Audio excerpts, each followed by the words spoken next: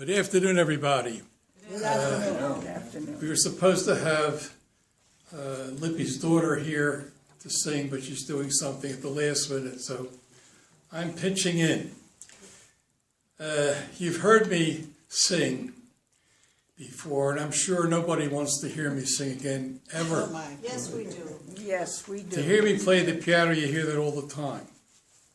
So I figured something different. When I was first married, I was a traveling salesman for 25 years. Being a traveling salesman, you always had to have a joke when you called in your customers, to like break the ice, to show them a little personality. So every night, the salesmen used to get together at the restaurants or in the lobby of the hotel. We used to swap jokes all the time. So these are a few that I recall that are not risque, because some of them were.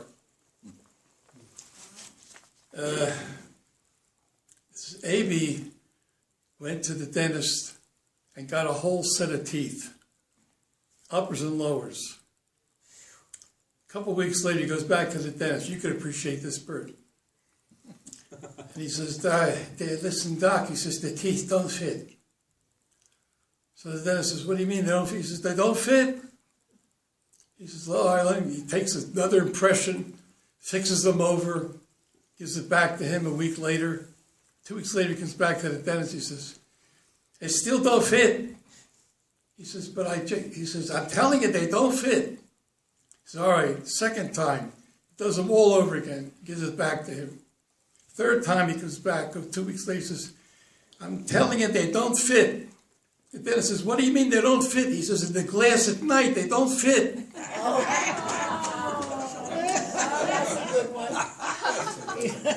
So, he lives in New York, this guy. His name is A.B. And they tell him he wants to get a pair of pants over at Fisher's, the tailor, Fisher's the tailor. So a friend says to him, listen, you got to bargain with that guy. He said, what do you mean? He says, you tell him you'll give him half. He said, half? Yeah, you'll tell him you give him half. He said, all right. So the next day goes into Taylor and he says, I like that pants, pair of pants in the window you got there. What is it? Tries it on, he says, it's good. He says, what is it? He says, it's $79. He says, I'll give you half. I said, what do you mean half? He said, I'll give you half. So I'll give you $40. So I can't. He says, all right, I'll give it to you for $40, okay? He says, all right, I'll give you half. He says, half of 80 is 40. He says, I'll give you 20. He says, I have to go talk to my boss. He says, I can't just do this like this. He says, go talk to him. He goes back and he says, all right, we'll give it to you for 20. He says, good, I'll take 2 pair. Now, the same A.B. This is the whole story about A.B. He goes to the doctor says, you got to take a vacation. Go down to Florida. Get away from your wife for a while. So, all right, so he tells his wife the story. He goes down to Florida. He's basking in the sun. He's walking down Collins Avenue. And a Tootsie comes walking by and says, hey, baby, if you're buying, I'm selling.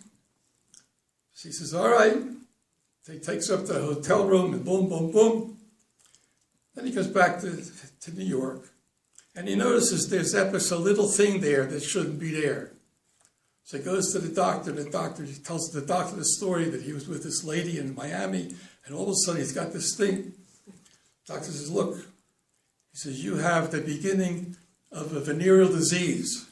Now you have to be very careful. Here's some pills to take, and you better be very careful and don't do that anymore. Because you could have got venereal disease. So he's back home again. He figures, well, I'll go back to Miami again. He's very aggravated. He goes back to Miami. He's walking down Collins Avenue. Here's the same suspect coming down to him. Says, if you're buying, I'm selling. He says, what are you selling this time? Cancer?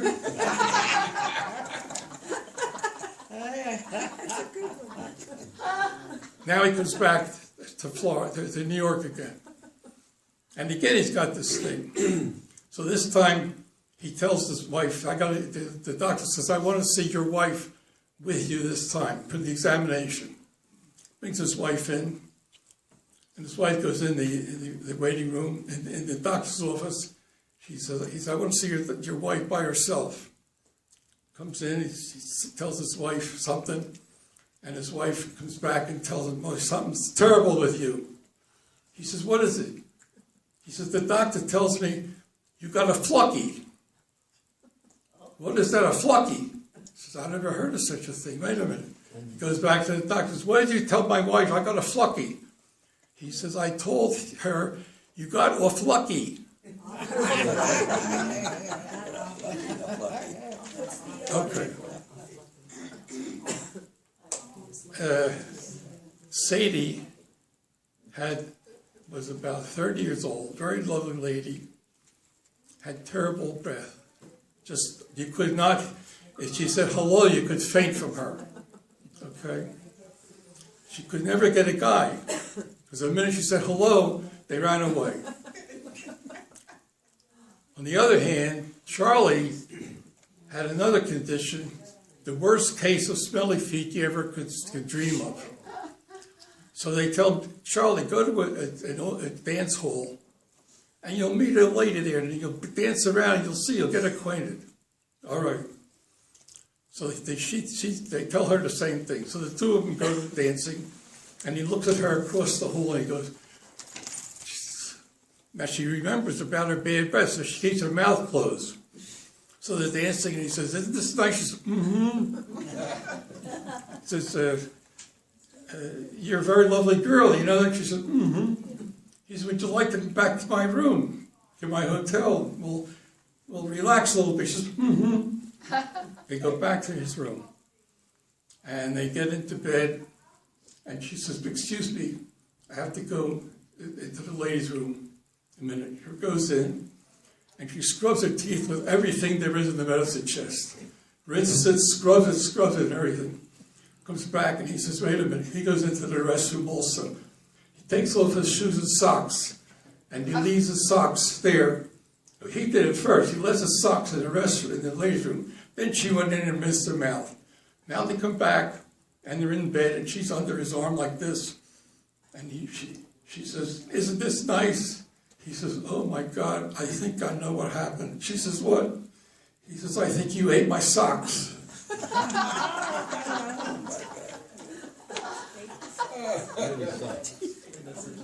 Mrs. Nussbaum had a parrot, and the parrot repeated everything she said. So when the phone used to ring, she used to say, who is it? So the parrot used to say, who is it? Every time the phone rang, who is it?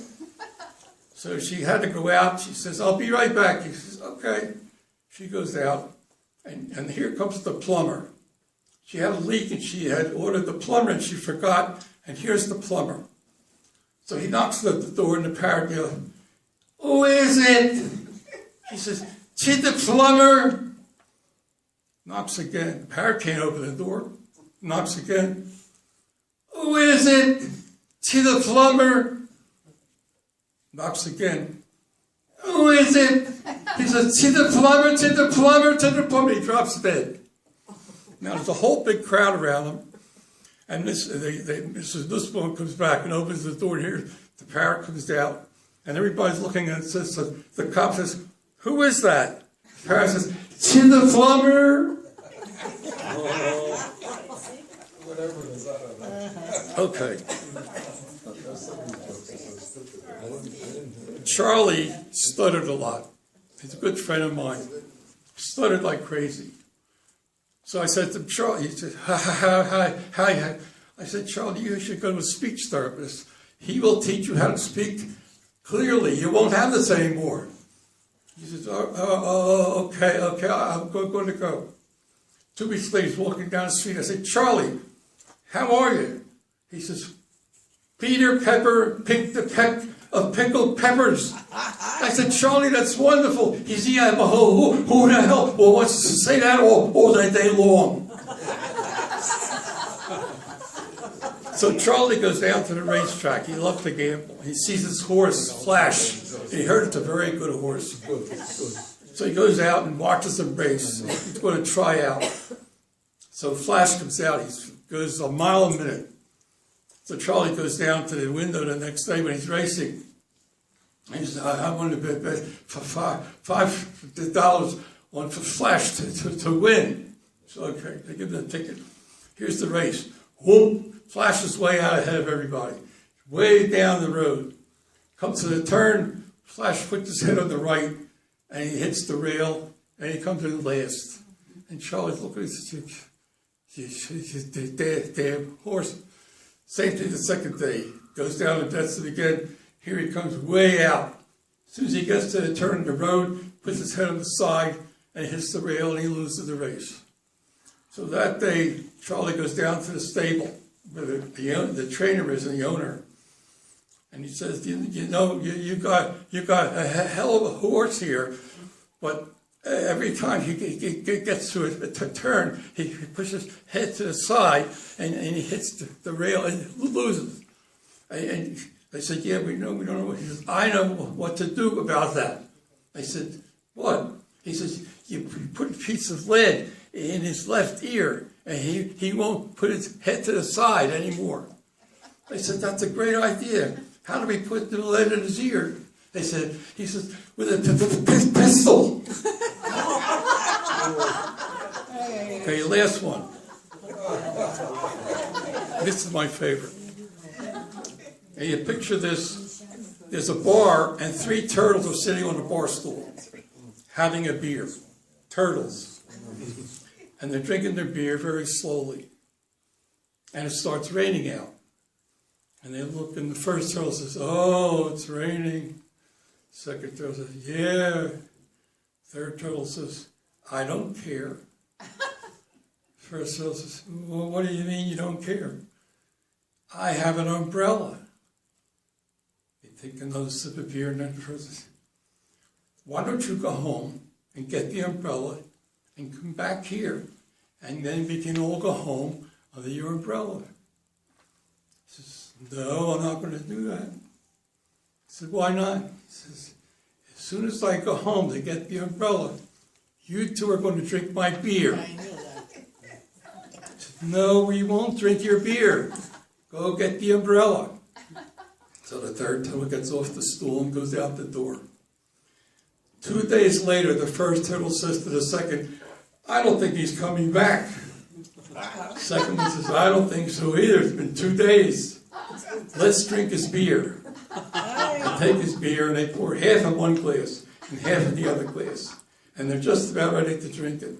The third turtle sticks his head in the door and he says, if you drink my beer, I'm not going to go.